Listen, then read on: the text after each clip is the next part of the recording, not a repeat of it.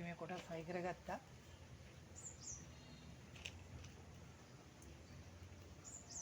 මේ තියෙන්නේ සම්පූර්ණ මුළු ටීවී එකේම සර්කිට් බෝඩ් එක. මේ කොටස තමයි වැදගත්ම කොටස. මේ පාලනය කරන ඔන් ඕෆ් කරන කන්ට්‍රාස්ට් වැඩි කරන ශබ්දය වැඩි කරන කොටස. මේකට රිමෝට් එකකුත් තියෙනවා. ඒකට අපි දැන් මේක හයි කරගෙන ඉවරයි. මේ කලින් තිබුණ බෝඩ් එක.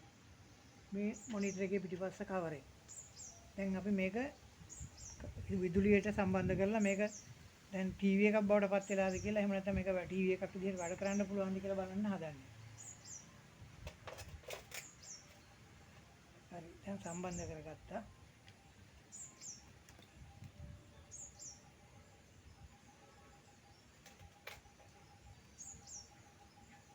හරි දැන් ස්ටෑන්ඩ් බයි වුණා. දැන් රිමෝට් එකෙන් ඔන් කරා. ඔන්න දැන් ටීවී එක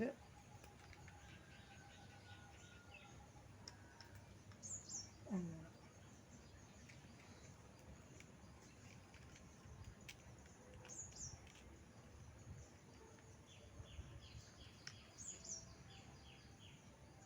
මෝ channel ඇන්ටනා එකක් දාලා නැහැනේ. එතකොට අපි මේක ටියුන් කරගන්න ඕනේ දැන් ඊට පස්සේ.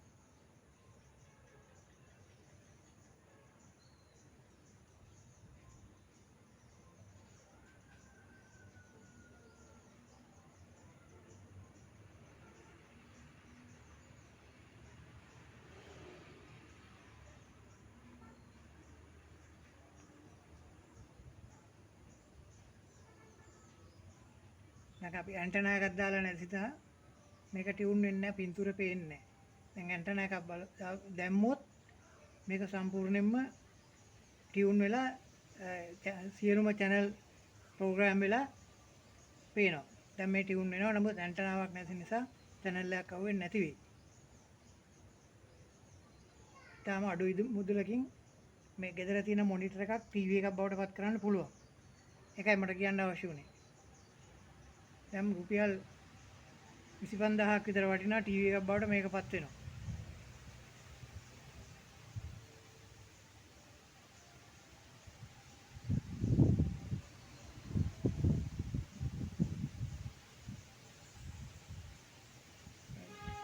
දැනට මේක මම නවත්තනවා.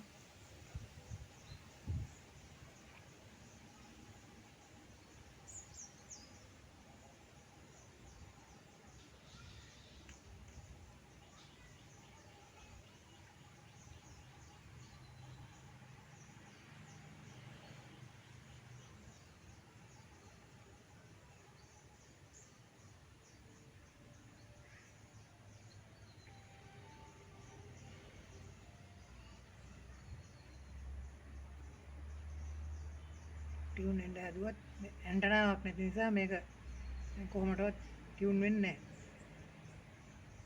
ඔය channel අහුවෙන්න හදනවා. නමුත් ඇන්ටනාවක් නැති නිසා ඒක වෙන්නේ නැහැ.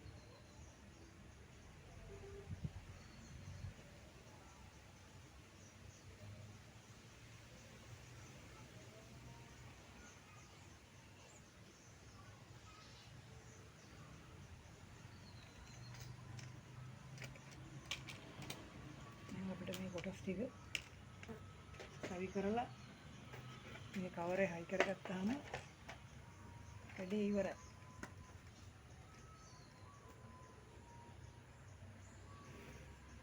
මේ කොටස් තව සවි කරගන්න තැන් තියෙනවා. ඒවා හයි කරන්න ඕනේ. දැනට මම తాවකාලිකව මේ පෙන්වන්නේ.